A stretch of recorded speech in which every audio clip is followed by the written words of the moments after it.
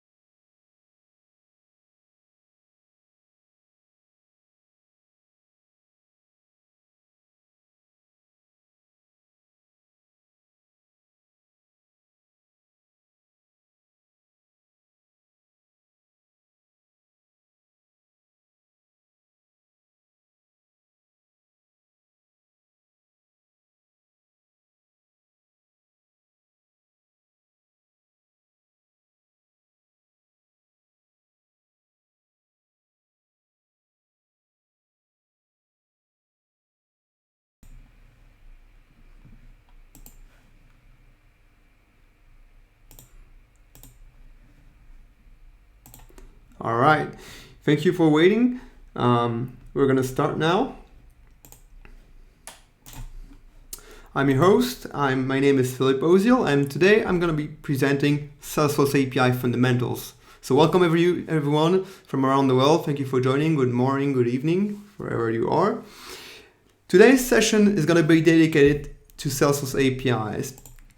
And before I jump into the topic of today, I need to give you the forward-looking statement. Please remember that we are a publicly traded company. Everything that I'm going to talk about is subject to the forward-looking statements. This means that you need to make your purchasing decisions based on what is commercially available in the product today. And I'll be talking about some things that are future, so be mindful of that.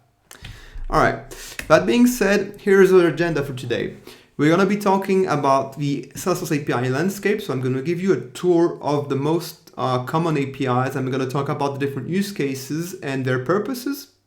Then I'm going to deep dive into what are the right APIs for the right job. So I'm going to talk to you about specific things you should be mindful of when picking a specific API for a given task.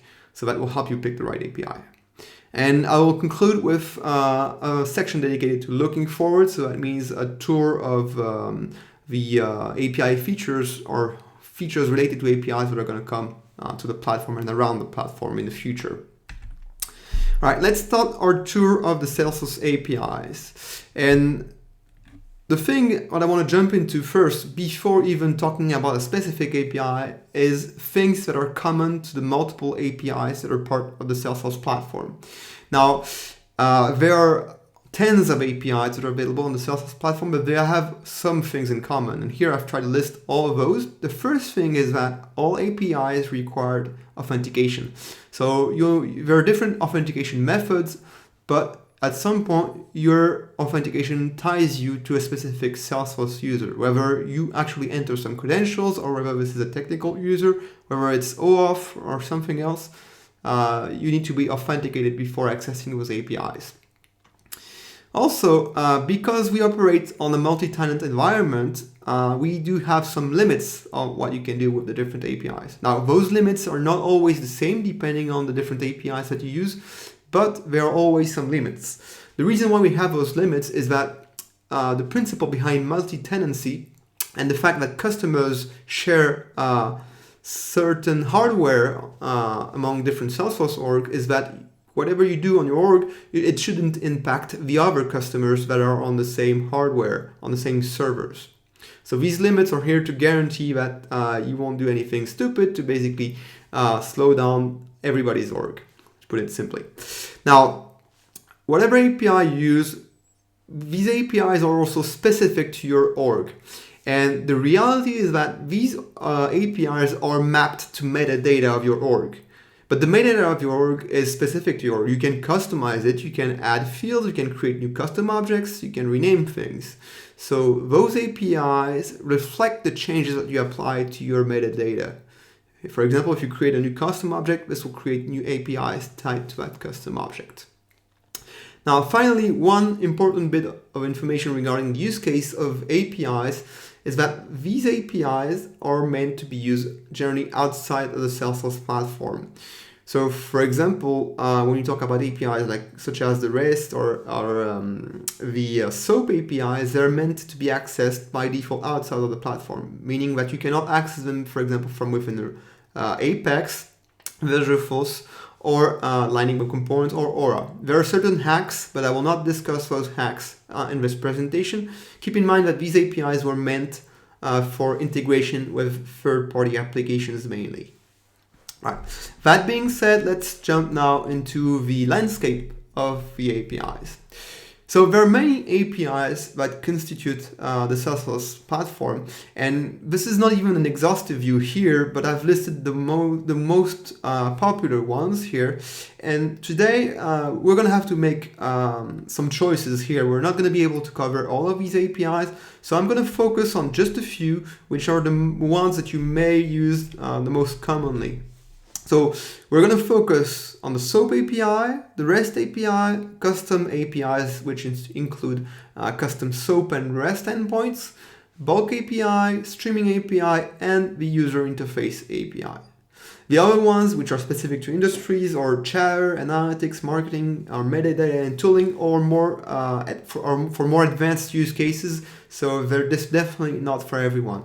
So today, for the sake of the session's time, we'll have to focus on just what is common for everyone. So I'm going to give you some use cases for those different APIs, and I'm going to talk about also some limits, the advantage, and the power of these different APIs. So let's start with SOAP and REST. These are really the most commonly used APIs because most of the integrations we have use them. So I'd say it's about 90% of what we do here. And generally, there are two main use cases for using those APIs. The first and most obvious one is for a CRUD operation. CRUD means create, read, update, delete, or it can be also upsert, actually. So this is what you would do to manipulate records, basically. Then you can also have some search capabilities, and here we have access to our two query languages, which is SOQL and SOSL. So SOQL is Salesforce Object Query Language, which is similar to SQL for other platforms, and SOSL, which is Salesforce Object Search Language, which is another query language which is more text-based. Basically, you're searching for text into multiple records. So these two query languages are supported by the REST and SOAP APIs, and these are commonly used, again, by those two APIs. Now, these two APIs are nearly identical. There are certain differences. There are, for example, things you can only do with SOAP or things you can only do with REST, but most of the functionalities they have are common. Now, one thing that is very specific to each API is the format of the APIs, and this actually leads to separate use cases. For example, SOAP is traditionally used for doing server-to-server integrations because a lot of software allows you to automatically generate features basically based on a web service descriptor, WSDL, WSDL. And that's very common to integrate with another software.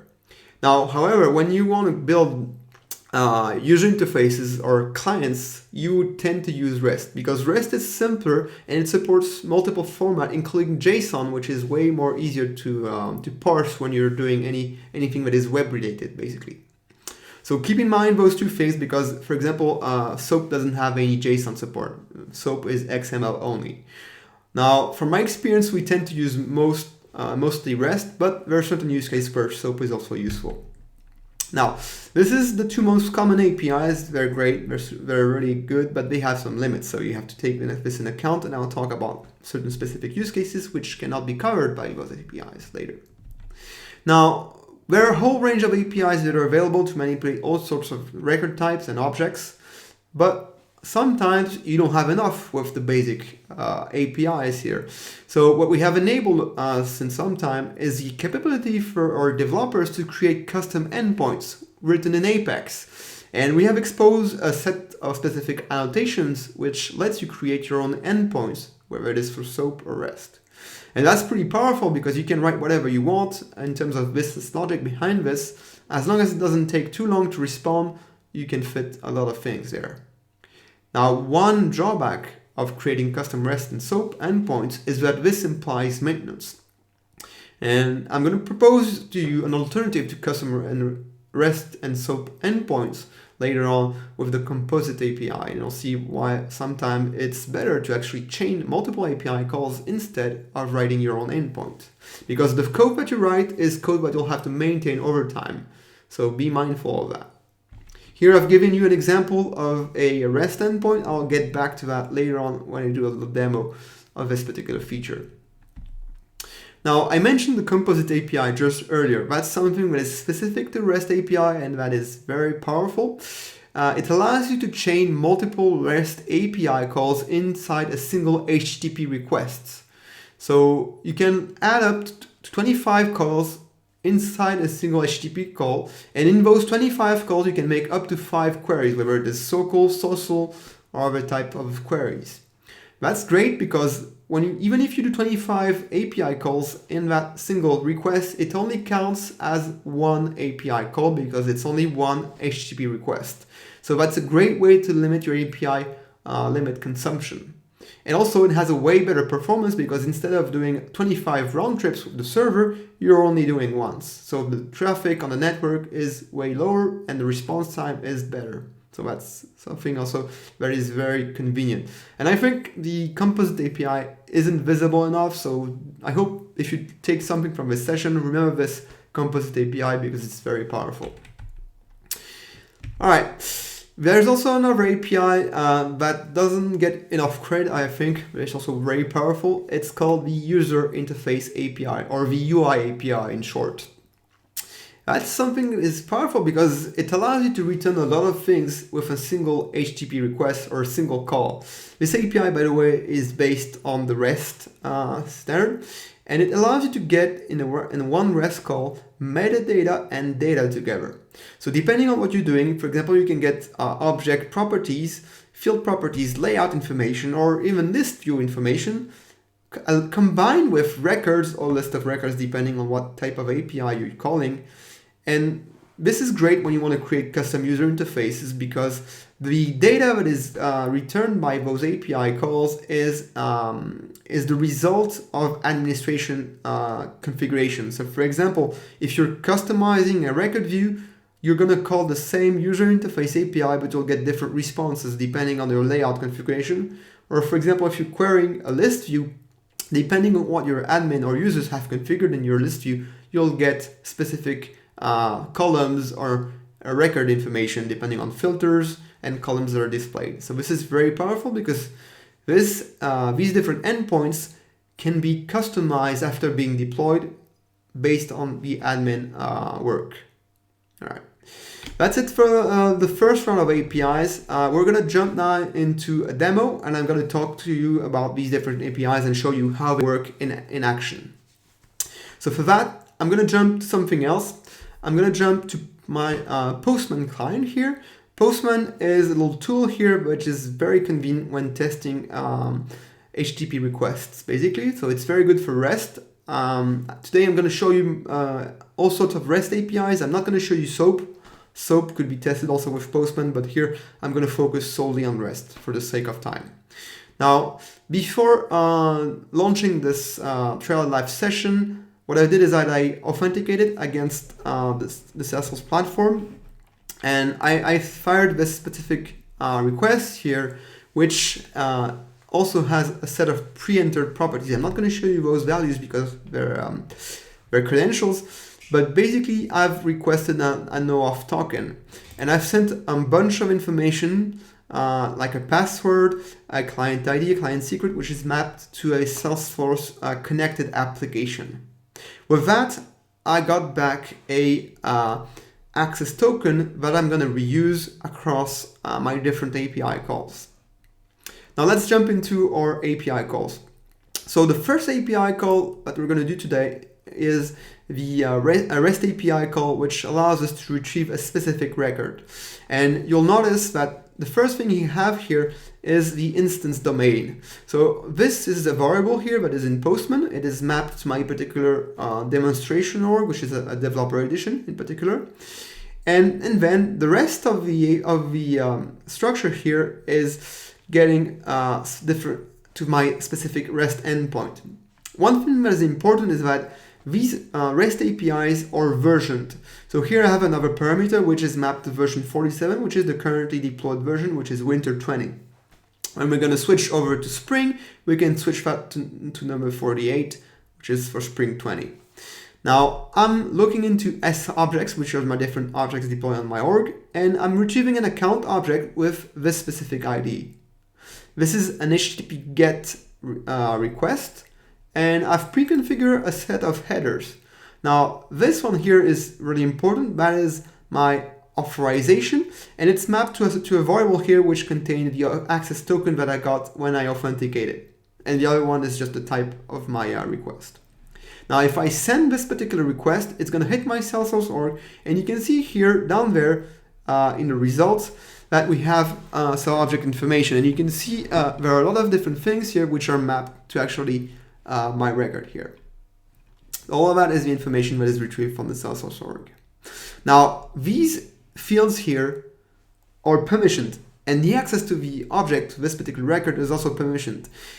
Because I'm authenticated, I'm mapped to a specific Salesforce user which has its own properties, its own field level security, its own permission set, profiles, and so the result of the APIs here are mapped and transformed accordingly to the access rights that I have to view this particular record.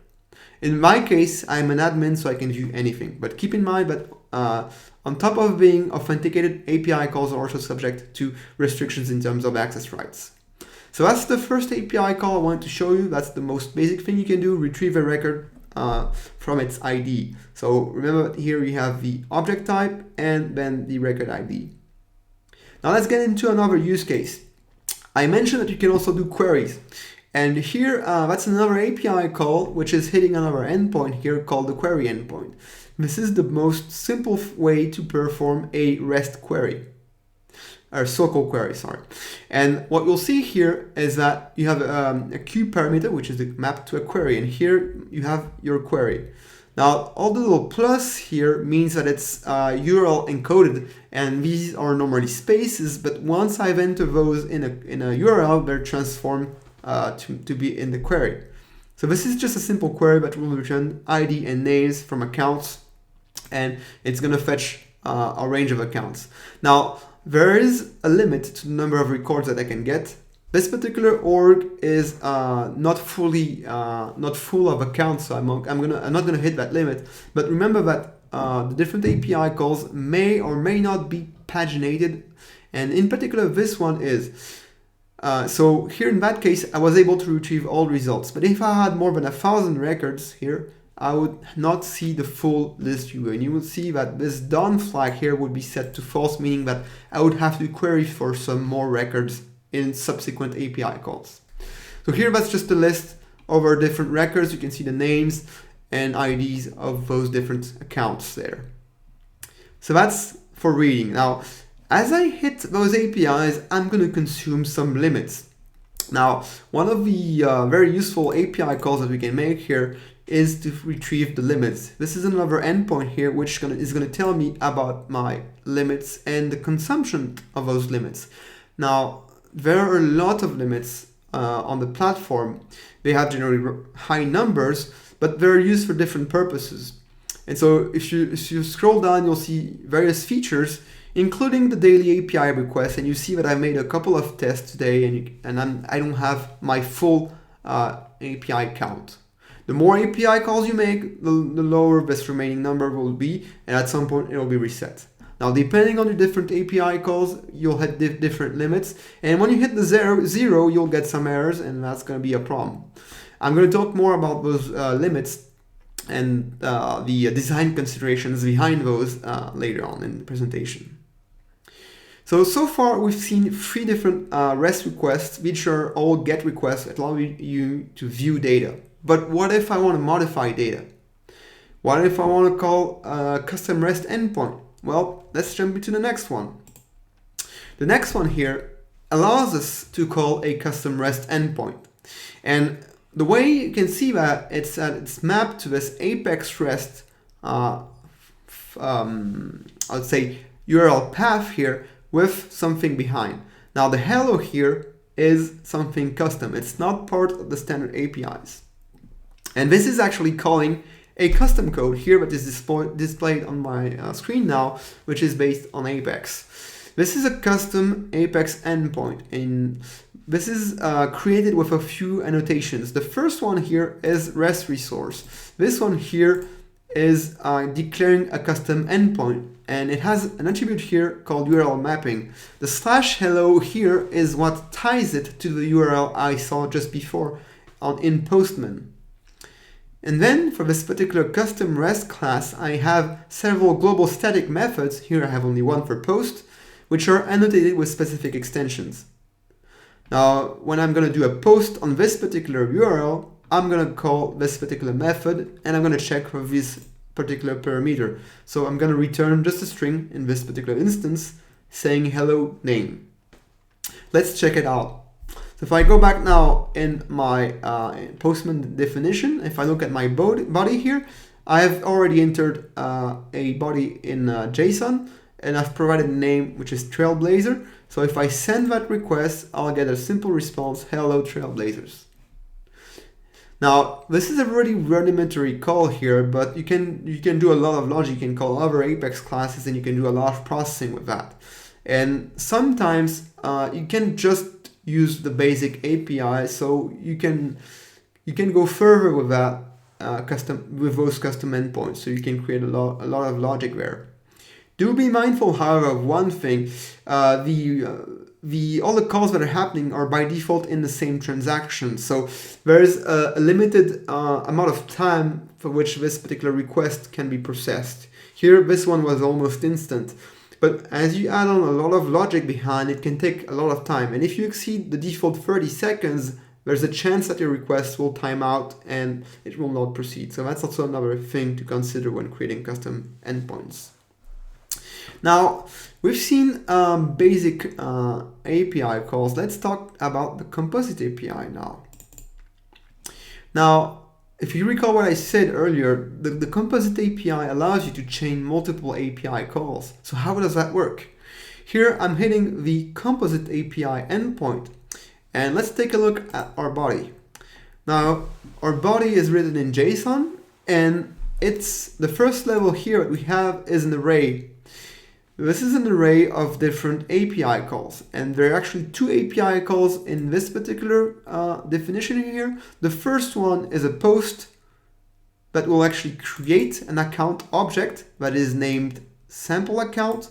It will save the reference of this newly created account into a reference called ref account. And then the second request is also a post that is going to create a contact object. It's going to name it sample contact, and what is super interesting here is that it's going to use the reference to the account that was created earlier and attach it to this particular account. So to sum it up, we're creating an account and we're creating a contact, and this contact is going to be automatically assigned to this particular account. So that's pretty powerful because here we have done the equivalent of 3 different API calls, that is, or 2 different API calls, creating the account and creating the contact, but we're only counting one single limit here because it's only one request. Let's check it out. So I'm going to click on send here, and this is going to execute my 2 API calls. And if you look now at the results, you're going to see individual results here for the different API calls. The first result here, which is success with the account ID, and you can see we have also a link to directly access our account object. And the second result for the second part of the operation, creating the contact. Now, did it work really, or is it just me faking it? Let's check it out. Now, if we jump to our org, let me close that for a sec. If we jump to our org, we're going to see if we can find this sample contact with its account. Here we go. So we have the sample account with the sample contact that we just created. And if you look at the details here, you'll see that this has just happened right now. If you look at the creation date, this has just happened now. So that's how you can use the Composite API to chain multiple calls and reduce your API consumption. One more example before I finish this first demo. I want to show you one last thing, that is the UI API, the user interface API. There are multiple APIs that are part of this category here, and I'm just going to show you one today, which is called the record UI. And this is mapped to a specific record, which is an account, if I remember well. And when I hit that, it's going to give me all sorts of information. So this is a very, very big call here that we're making. And I'm going to minimize a bit the content of this particular call because there are a lot of information behind it. Now, what this does, and you can see it's almost 10,000 lines here, so there's a lot of data that has been returned, and it's a mix of metadata and data. Everything you need to create a record view, basically. Everything that Salesforce uses when each time you click on the record view.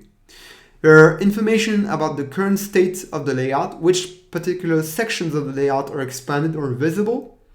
Then there are all sorts of information regarding layout. So here we're looking at the layout of the account object, and we can see the full layout with the different sections, and even deep down to the name of the different fields and their configurations. Finally, we have the object information with the different fields, the relationships, and you can see all the details of the different fields. And one last thing you have, which is probably the most important, is the data that is mapped to this particular account ID and the different field values that you can see here, billing city, etc., the name, etc., etc. So all of that information is returned into a single API call, and it's critical because this allows you to render the full view in Lightning experience based on this information. So if you were to recreate a record view in a third-party application, you can call the UI API instead of having 10 different calls. One call, for example, to retrieve the layout, another call to retrieve the different fields, and another call to retrieve the record data. Now, you don't need to do all of that, just a single UI API call, and you get all that data wrapped up. You're not necessarily going to use all of this information, but at least it's a single call, and you can exploit all of that to render it. And not only that, you can call this specific API and benefit from the flexibility of the administration configuration. So if the admin later changes the layout of the object, the UI API calls will take that into account and will add or remove custom fields depending on whatever the admin has configured for the specific layout that we're looking at. So that's a lot, but that's it for the first round of demos. We saw the REST API, we saw custom endpoint for the REST API, Composite, and UI API. Let's now jump back to the slides. So these are really the most common APIs that you can use, but there are others. And let's talk now about the bulk API. Now, I mentioned there are certain limits to the number of API calls you can make, and also the number of records you can return per API call. Now, sometimes when you have very large amount of data that you want to retrieve, you can be tempted to still do that with REST. But if you force yourself using REST and you hit too many records, you're going to hit some limits and you're going to get errors. So that's why we introduced the bulk API. The bulk API allows you to work on large number of records. And when I mean large, I mean super large. I mean tens of thousands, I mean hundreds of thousands, even millions of records. Now, the cap of this, for instance, is 100 million records per 24 hours. That is a lot of records. And I doubt you'll hit that limit, but some orgs do hit that limit. So anyway, that's a really high limit, and this API is optimized to work with these large data numbers. Now, one thing that is specific to this API is the format that it uses. It's operated with the REST or SOAP API, but the data that is provided with this particular API has to be with CSV format. And for those of you who are around in the ecosystem for some time, I'm going to talk more about the version 2 of the bulk API. There was a previous version, but today I'm going to focus more on the version 2, which is the currently supported NGA version of the bulk API. Now, whether you're using version 1 or version 2 of the API, this API works with large number of data and it has a constraint. It's not real time. It is asynchronous, meaning that you're going to start a job to retrieve some data and the API will return immediately to you. It's not going to wait for the end of the job. You'll have to get back later to retrieve the result of the job. Now, this job can take hours to complete. If you're returning hundreds of thousands records, it will take some time. And this is why this API is synchronous. It needs some time to process all the records you want to work with.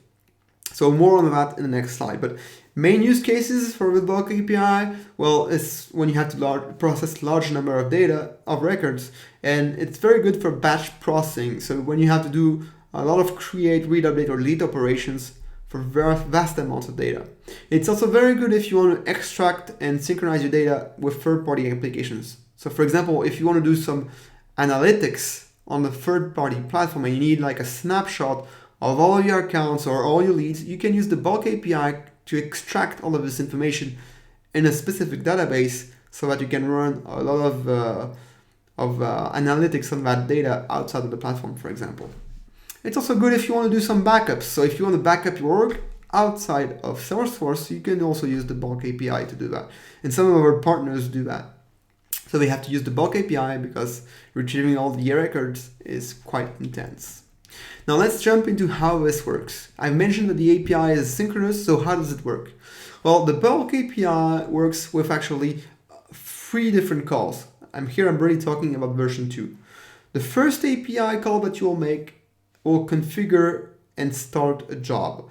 So you're going to tell Salesforce what kind of record you want to work with and what are the operations you want to perform on this particular record, and for example, some data that you want to insert and some constraints like that. Then this is going to start the job. The job is going to be working on the platform, but the API will return instantly that it has started the job if everything goes well. At this point, the job is processing. It can take hours again, so you'll have to query back for the status of the job. So this can be done several times, and at some point the job will be failed, success, or in progress, or even completed. And if the job is completed, you can then call the third API call to retrieve the results of that particular job.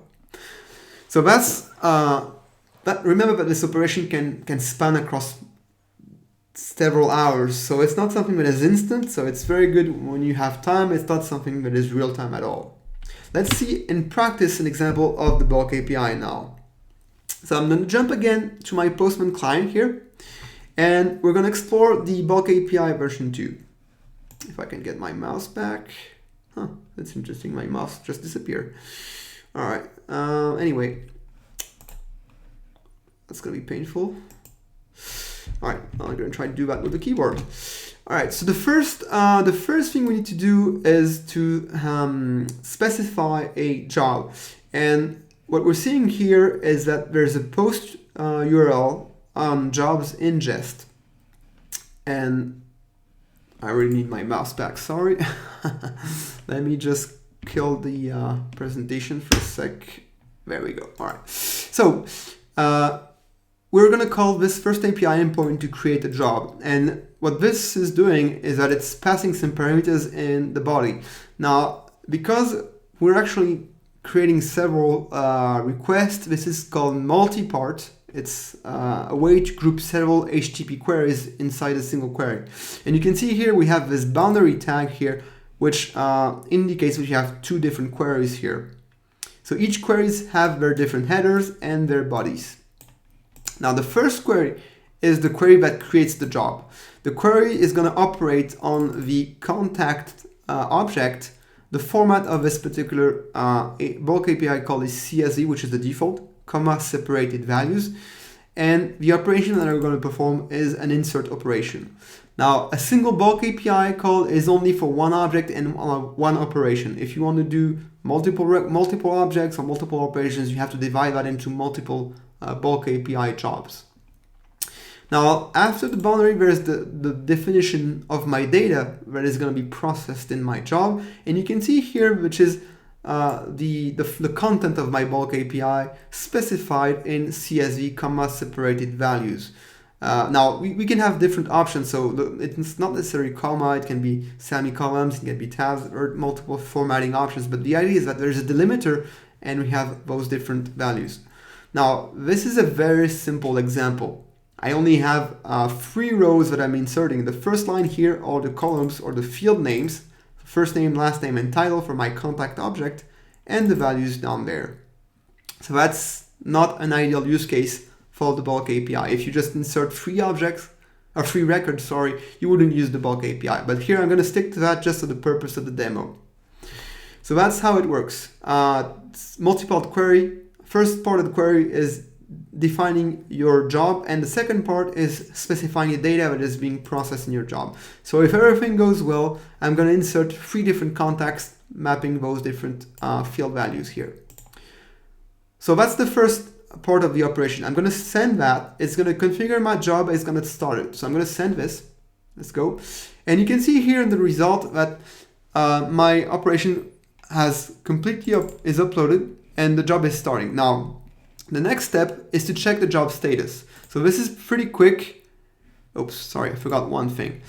After creating the job, I got back an ID here. I'm going to copy that job ID, and I need to use that for the next API call to get the job status. And here I need to replace this particular variable here with the job ID so that we get the job status for my particular job that I just created. So then I can query it, and you can see this is our insert contact job that we just did, and it's actually already completed. I took too long to just check that, but creating 3 records is almost instant, so that's okay. Now there can be multiple states. The job can be in progress or can be completed. In this particular instance, it is complete. So we jump now to our third and final call to get the success results. So here again, I need to replace the job ID here with my job ID. And then I have multiple options here in this particular part here. Here I'm only going to look at the successful results, but there are other endpoints here for the failed results or the unprocessed results. Depending on how complex your operation is, there's a chance that some of your records can be updated. So you would see, you'll need to query those different endpoints to check the different results. So I'm going to call that, and here we can see the different IDs of our different contact records that were created, and we can see that everything went fine. Let's just check it out by using the org data. So if you go now in contact, and if I look for bulk in, actually let me look in all contacts and filter that with bulk. Oops. Sorry. Well, anyway, you get the point here. They were here. Yep, here they are, the 3 different records that were inserted with the bulk API. So they're quite empty, of course, but you get the point of how we can use the bulk API to create multiple records. Now again, you can use that for create, update, create, read, update, delete. So that's it for the bulk API. Let's go back to the slides. And of course, I closed my presentation, so I need to open it again. Sorry. There we go. So that's the bulk API. Now, one more API before I move on to the next section, the streaming APIs. And it's actually more than one API. It's a set of 4 different APIs. We talked generally about the streaming API, but the truth is there are 4 different versions of those APIs, and they've been introduced gradually to the platform. So today I'm going to talk mainly about the current ones, but know that what we used to call the streaming API was something that is a bit legacy. So there are 4 APIs. The first one that was introduced is called the generic API, and then there was the push topic. I'm not going to talk about those, consider those legacy. There's no innovation on those. There's still support, but we're not investing in those because we have 2 new APIs, which are the current generation of streaming APIs, which are still being developed and have new feature for each releases. The main one, the first one that was introduced in the second wave is called platform events, and the second one is called change data capture. So platform events allow you basically to create messages that you can send to external systems or receive, send and receive with external systems, and change data capture are events that react to data change, basically. Now, all of these different streaming APIs use the same underlying technology, which is based on push, and allows us to broadcast platform from within the Salesforce platform. The model is of type of architecture here is called a publisher-subscriber model. This is not something that Salesforce invented. It's based on third-party technology, but it's pretty powerful because it's broadcast and it is real-time, or I should say almost real-time. Typical use cases for those streaming APIs are to build real-time applications, create mobile applications, or synchronize data with external systems, because it's particularly interesting when you have change data capture to react to changes. Now, let me just quickly jump over the publisher-subscriber model so that you can understand how this works. Now, inside the Salesforce platform, we have something called the enterprise messaging bus. And this is where all the different event definitions live, or I should say events or messages, which is kind of the same thing here. Now, on one side, you have event producers, the ones that are going to send the messages. And on the other side, you have event consumers. The way it works is that event consumers are going to subscribe to a specific type of message, and the event producers are going to publish a message. Now, the event producer publishes the message to the bus, and the bus will broadcast the message to all the registered consumers. Now, what is interesting with this particular architecture is that consumers are not directly connected to the producer. They only know about the bus here. And same thing for the producer. The producer does not know about the consumers. And this kind of decoupling is quite powerful because it allows us to do really applications at scale.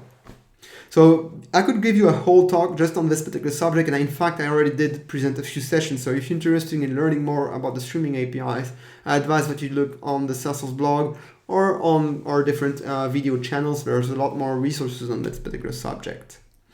I am, with that, I'm not going to give you a demo on those. Sorry, for the sake of time, we're running a bit late, so I'm going to skip that demo for today. And I'm going to jump now to the next section of my presentation, talking about the different types of API and how you define which API to use for which particular type of job. So first, let's go back to how you create an application, how you manage an application, what is its life cycle. So when you create an application, it's a combination of different phases. The first one is the plan phase, and you would expect that this is the time where you actually draw up your specification and figure out what kind of APIs you're going to use to implement your application. So that's right. This is where you figure out what kind of application you use and what kind of APIs you use. After that, you code it, so you implement, use those APIs, you integrate it with other systems, and you do user acceptance testing, just in also technical tests. And finally, you release and monitor. Now, the 2 steps here that are vital for APIs are the planning phase and also the release and monitoring phase. And this is really important because delivering an application that works is not enough. You also need to make sure that this application works and it works for a long time. So I'm going to talk about those 2 specific phases in this particular section, because these are really where you have to focus your efforts on when you talk about APIs. So how do you figure out what kind of API to use for a given use case?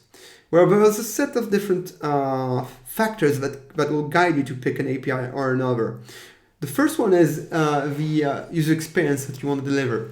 Is it something that is desktop only? Is it something that is mobile? So the form factor plays a huge role in that particular aspect. Also, what matters to the end user? Is it something that is going to be dynamic, or is it something that is going to be like static? Also, what are the objects and records that you're going to use? Is it always the same object and always the same records? Are these objects and records static? Are they likely to change? Are you going to add new fields, remove fields? What are also the permissions to access those different records? I mean, do you have different user profiles, for example? So these are really important questions. Same thing for operations. Are you going to work with large data volume, or are you going to work in offline mode, for example? These are really important questions to ask. Now, this is true when you are in the design phase, but one thing that is often overlooked when you create an application and choose an API is how will your application grow and scale. Because you can deliver something that works on the first day, but maybe your company is going to grow, maybe you're going to have more users using your application, and maybe other teams are going to implement other features on the platform, and your app is going to share some resource consumption with other apps on the platform, and in the end, maybe you didn't choose the right technology, so you're going to hit the last thing, the limits. So that's something that is often overlooked when choosing an implementation. You tend to go for the shortest path to deliver something that works, but be careful not to be nearsighted, because you have to think about growth and scale, about how your app is likely to be used in the future. So that takes a bit of guesswork, but generally it can save you a lot of headaches when you plan to use the right APIs from the start.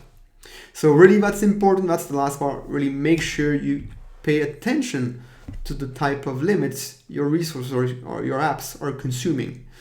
And there are different types of limits that you can use, and the ones that are the most common are the number of API requests you make per day, for example, or also the number of records you're retrieving for each API calls. For example, maybe you're going to work on a query which loads 10 different records, and it's always the same 10 records. There's no problem. It's not going to grow today. That's fine. But maybe tomorrow your company is going to acquire another company. Maybe there's going to be thousands of other records of this particular category, and maybe you're going to hit limits. Maybe you should have implemented pagination, for instance, instead of just making sure you just got those 10 results as always. So these are the factors you need to take into account. The amount of resources that your API are consuming may be different. So that's something you have to budget, and you also have to take into consideration the fact that other apps are going to be added to the ecosystem. So that's something you need to monitor. Again, to sum it up, think about long-term growth.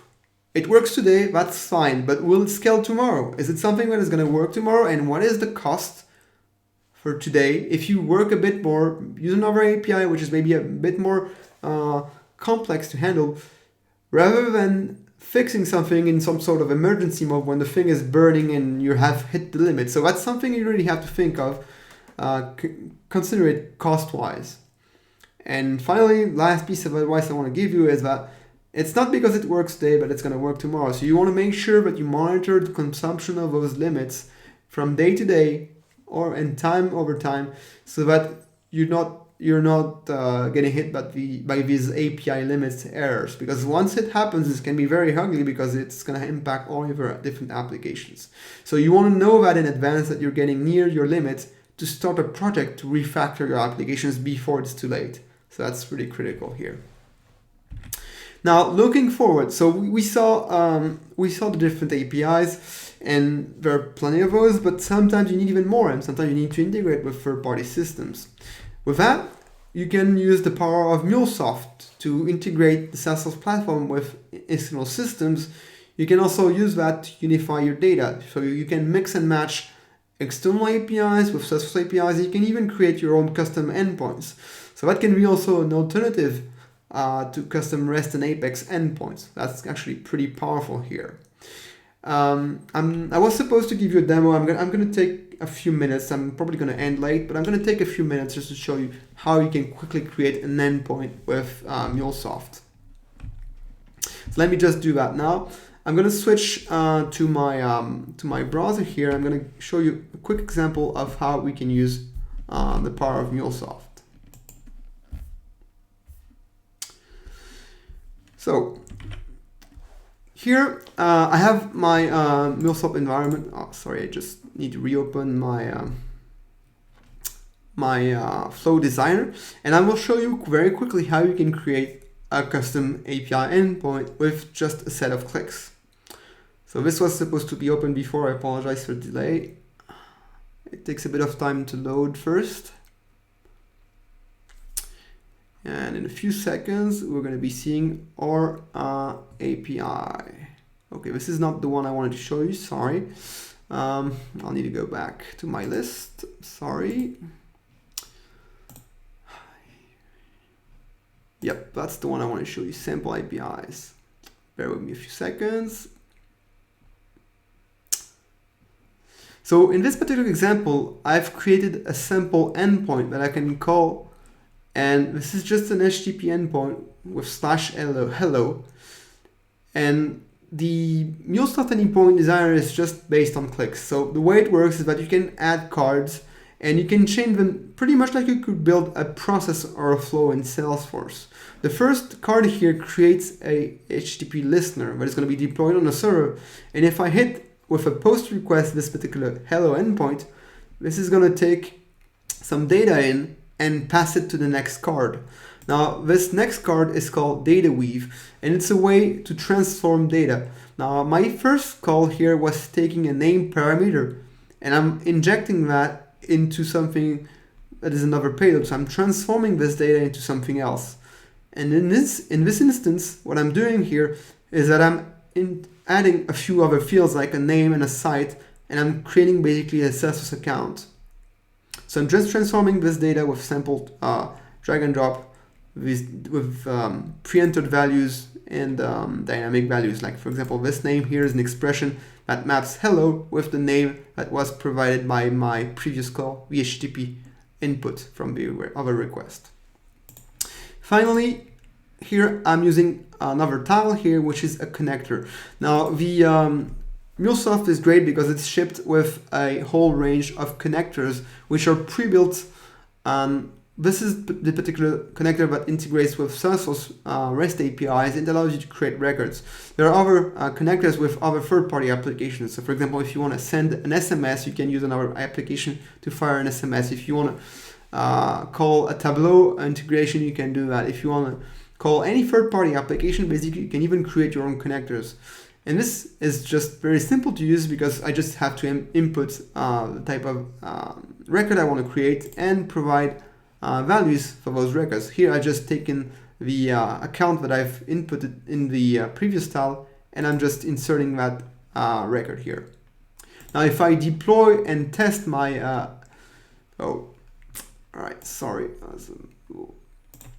I think I'm not gonna be able to demo this, but anyway, the idea here was that I was supposed to create a custom endpoint that I could call, and with the use of Postman, I wanted to show you how I can create a custom account just by hitting this custom API. Now this is a very straightforward path, but you can imagine that you can add more tiles here, and you can also group multiple system calls before calling Salesforce, so you can create your own APIs with the power of MuleSoft. All right, back to the slides, and we need to finish. I'm late, sorry for that. So the last thing I wanted to show you before closing the call, the session here, was the future. The future was announced at Dreamforce, and it's called Evergreen. What this is essentially is serverless, or the fact that you can deploy something called functions on an elastic environment. And this allows you to call code that is no longer running on Salesforce platform, but is deployed in an elastic serverless environment. And there are multiple environments that are planned to come to life later this year. You can run code on Node.js, Java, or Apex, for instance, and this is going to be natively integrated with the platform, so you do not have to worry about authentication, you don't have to worry about passing on context, and you can call those different things from different points within the Salesforce platform. For example, you can use the streaming API with change.capture, capture, platform events, call also those functions within user interface with Lightning Web Components, or even Flow Builder or Apex. Now, this is the theory. Let me show you a very practical use case so that you can see the value of those functions. So let's take some Apex code running on your org, and you're going to call a function called generate invoice. This is gonna call your Evergreen function, which is running on Node.js, and it has a generate PDF function. And this is gonna call a third-party library that is available on Node.js to generate that PDF, and it's gonna return it back to Apex.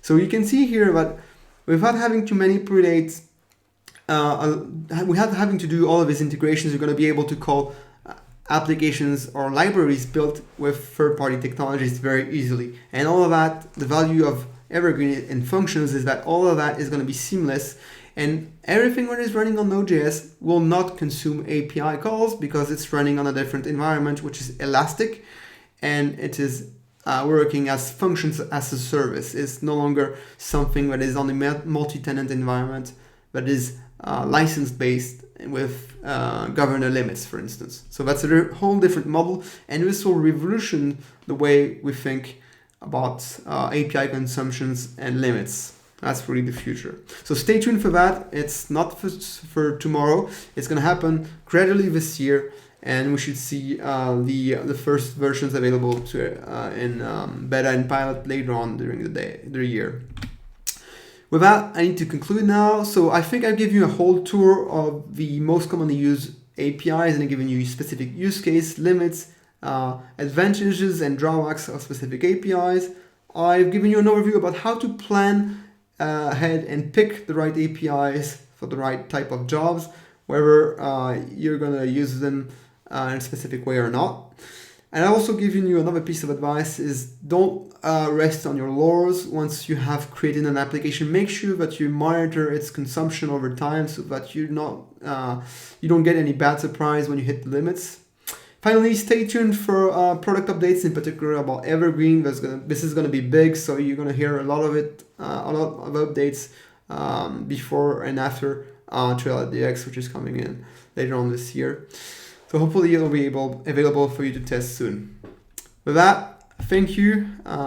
You can look for some information and resources online. We have a lot of information on the different APIs. One of the best things you can do is look at the different developer guides.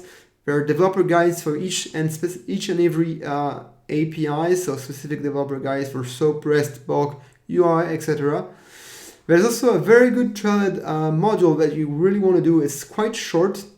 I know it's not quite short. It takes 2 hours, but it's the Lightning Platform API Basics. And this is a condensed tour of all the different APIs that are named in this particular session. And you get to play with those different APIs, and you can see how they work in the Trailhead environment. So that's really something I recommend. Finally, there's also an interesting resource on Help and More, which lets you compare the different APIs. It's called Which API Do I Use? And it's a gold mine when you compare the different APIs. So it tells you about the protocol, how different APIs work in comparison with each other, and it's a good pointer to the different documentations. With that, I'd like to thank you again for tuning in, and sorry for ending up a bit late. I hope you learned a lot of things, and don't hesitate to give me feedback if you want. I'm Philippe Ozil, developer evangelist with Salesforce. Thank you again for listening. Have a good night and a good day. Bye.